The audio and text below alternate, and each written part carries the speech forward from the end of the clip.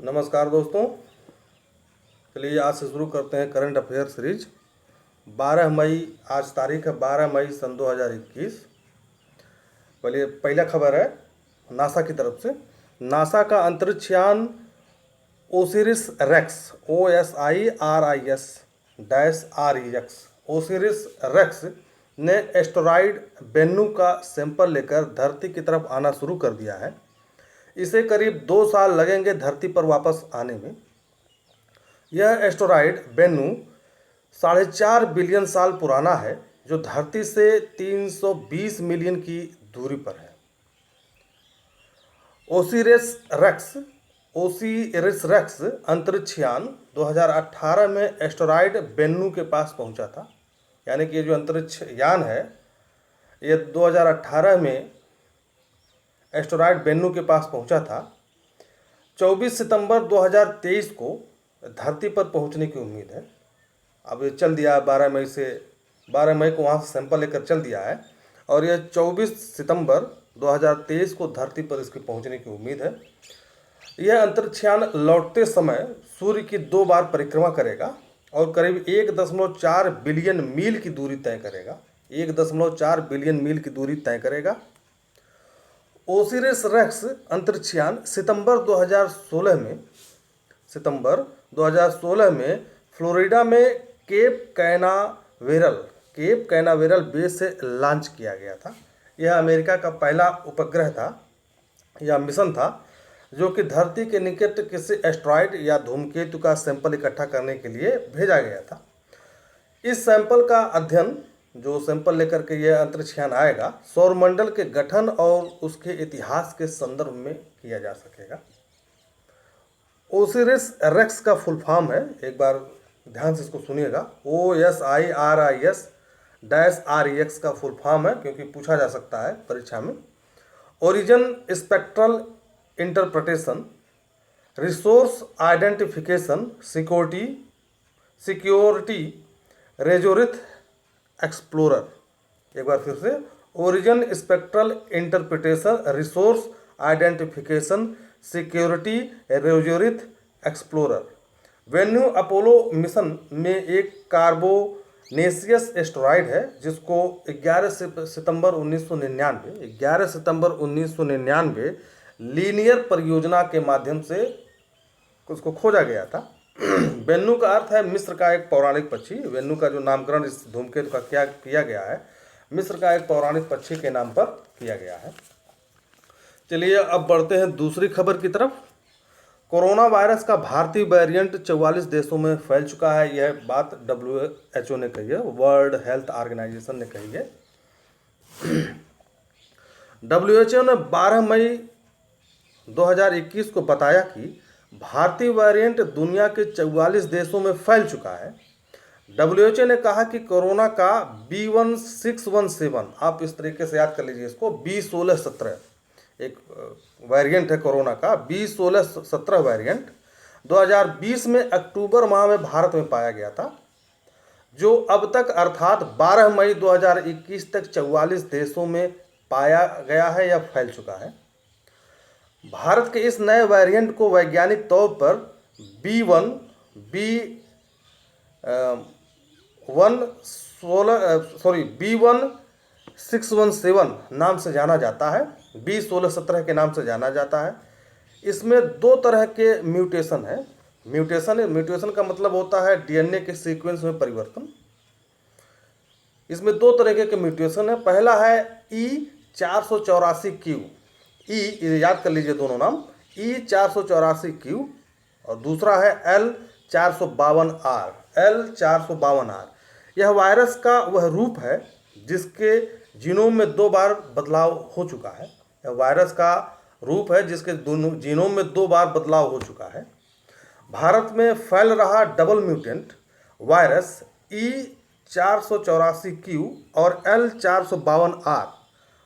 L452R के मिलने से बना, ये जो लहर आई हुई है, दूसरी लहर, इन दोनों वायरस के मिलने से ये बना हुआ है।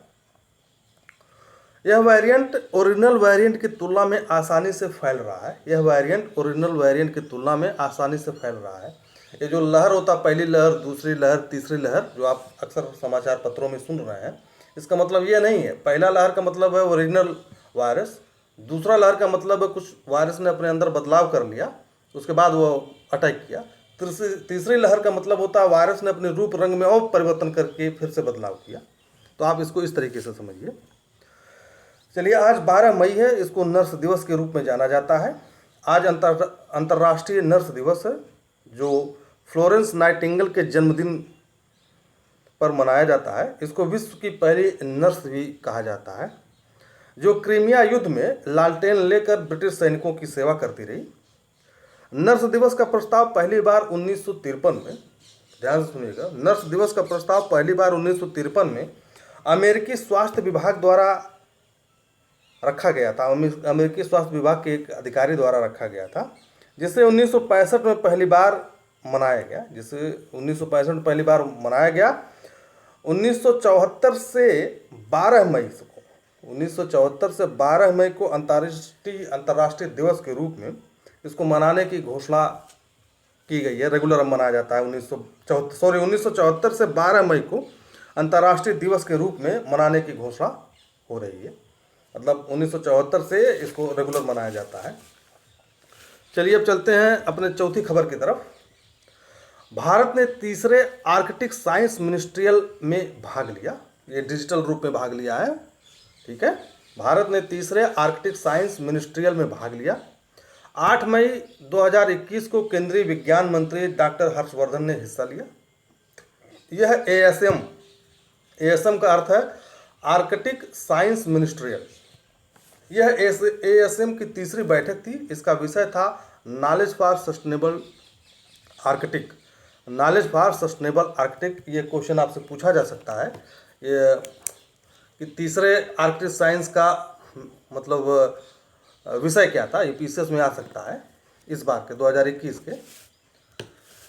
यह आर्कटिक क्षेत्र में सतत विकास और पर्यावरण संरक्षण के लिए समन्वय, सहयोग और बातचीत को बढ़ावा देने के लिए एक उच्च स्तरीय अत्यंत अंतर सरकारी इंटर गवर्नमेंटल फोरम है, ठीक है ना।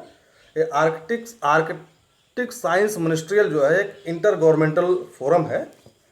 भारत को वर्ष 2013 में वर्ष 2013 में आर्कटिक काउंसिल में एक पर्यवेक्षक का दर्जा मिला है, ठीक है। 2008 से ही भारत का हेमाद्री नामक एक स्थायी अनुसंधान स्टेशन आर्कटिक में है। 2008 से माने एक हेमाद्री नामक एक स्टेशन जो है वो आर्कटिक में है। इसको भी याद कर लीजिए, ये पूछा जा सकता है। चलिए, अब चलते हैं पांचवी खबर की तरफ। पीएम मोदी G7 सम्मेलन में हिस्सा नहीं ले रहे हैं। पीएम मोदी जो है G7 सम्मेलन में हिस्सा नहीं ले रहे हैं। भारत G7 का हिस्सा नहीं है। भारत G7 का हिस्सा नहीं है। G7 की अध्यक्षता कर रहे ब्रिटेन ने भारत, ऑस्ट्रेलिया, दक्षिण कोरिया और दक्षिण अफ्रीका, 4 देश हैं। भारत, ऑस्ट्रेलिया, दक्षिण कोरिया और दक्षिण अफ्रीका को सम्मेलन में निमंत्रण भेजा था। यह ब्रिटेन के कार्नवाल में 11 मई से 13 जून तक चलेगा। याद कर लीजिए स्थान। यह ब्रिटेन के कार्नवाल में 11 मई से 13 जून तक चलेगा। इस G7 में कौन कौन से देश हैं इसको भी ध्यान रखिए। Canada, France, Germany, Italy, Japan, Britain, America. Canada, France, Germany, Italy, Japan, Britain, America, ये 7 देश हैं। रूस नहीं है, उसको निकाल दिया गया था। G7 जो क्रीमिया पे युद्ध हुआ था उसी के दौरान रूस को निकाल दिया गया था। Canada, France, Germany, Italy, Japan, Britain, America इसमें शामिल है, ठीक है। G7 दुनिया की 7 सबसे ज़्यादा विकसित अर्थव्यवस्था वाले देश समूह हैं। इसे ग्रुप ऑफ 7 भी कहते हैं। बारी बारी से हर एक देश इसकी अध्यक्षता करता है और सालाना शिखर सम्मेलन की मेज़बानी भी करता है। चलिए, अब चलते हैं अपनी 6वीं खबर की ओर, जो कि बहुत ही महत्वपूर्ण है। ये इस बार की परीक्षा में आने की पूरी संभावना भी है। असम बना डिजिटल बाढ़ रिपोर्टिंग प्रणाली का इस्तेमाल करने वाला देश का पहला राज्य। असम बना डिजिटल बाढ़ रिपोर्टिंग प्रणाली का इस्तेमाल करने वाला भारत का पहला राज्य। असम राज्य में एक digital real time flood reporting और सूचना प्रबंधन प्रणाली FIRMS का शुभारंभ किया गया है। इसके साथ ही असम ऑनलाइन बाढ़ रिपोर्टिंग प्रणाली वाला इसके साथ ही असम देश का पहला ऑनलाइन बाढ़ प्रणाली वाला पहला राज्य बन चुका। यह प्रणाली, यह सिस्टम जिसे FRIMS कहते हैं, एक डिजिटल रियल टाइम बाढ़ रिपोर्टिंग प्रणाली है। इसको असम राज्य आपदा प्रबंधन एजेंसी, ये देखिए महत्वपूर्ण फैक्ट है, इसको ध्यान से सुनिएगा, ASDMA और संयुक्त राष्ट्र बाल कोष यूनिसेफ द्वारा मिलकर विकसित किया गया है। ठीक है। असम में हर वर्ष 15 मई से 15 अक्टूबर तक अनिवार्य बाढ़ रिपोर्टिंग प्रोटोकॉल होता है। ये भी महत्वपूर्ण फैक्ट है। असम में हर वर्ष 15 मई से 15 अक्टूबर तक अनिवार्य बाढ़ रिपोर्टिंग प्रोटोकॉल होता है। FRIMS इस वर्ष 15 मई 2021 से चालू हो जाएगा। यह प्रणाली परिभाषित स्तरों का तत्काल अलर्ट आधारित सत्यापन, स्रोत पर सूचना फीडिंग और स्वचालित संकलन करने में सक्षम होगी। यह प्रणाली मैनुअल बाढ़ रिपोर्टिंग को समाप्त कर उसका स्थान डिजिटल रूप में लेगी। ठीक है, अब यह डिजिटल हो जाएगा बाढ़ की रिपोर्टिंग। चलिए 7वीं खबर की तरफ चलते हैं, ये अमेरिका से है। 7वीं खबर की तरफ चलते हैं, ये अमेरिका से। अमेरिका ने 12 से 15 वर्ष के बच्चों के लिए कोरोना वैक्सीन की मंजूरी दी। अमेरिका ने 12 से 15 वर्ष के बच्चों को कोरोना वैक्सीन की मंजूरी दी। इसके लिए फाइजर बायो इंटेक कंपनी को मंजूरी दी गई। इसके लिए याद कर लीजिए, फाइजर बायो इंटेक कंपनी को मंजूरी दी गई। संघीय वैक्सीन सलाहकार समिति द्वारा 2 डोज यानी कि 2 डोज की यह वैक्सीन है कि वैक्सीन की सिफारिश जारी करने के बाद कल से वैक्सीन लगाने का काम अर्थात 14 मई 2021 से शुरू हो सकता है। ये अमेरिका से पहले कनाडा ने भी जो है वैक्सीन को बच्चों के लिए बच्चों को लगाया जाए इसके लिए जारी कर दिया है। सबसे पहले कनाडा ने, उसके बाद अमेरिका ने जारी किया है, इसको याद रखिएगा। चलिए अभी आज एक ताज़ा खबर और आ गई है। ICC टेस्ट रैंकिंग में भारत टॉप पर। ICC टेस्ट रैंकिंग में भारत टॉप पर। यह जो खबर है ये 13 मई 2021 को यह आंकड़ा जारी हुआ। 13 मई 2021 को यह आंकड़ा जारी हुआ है।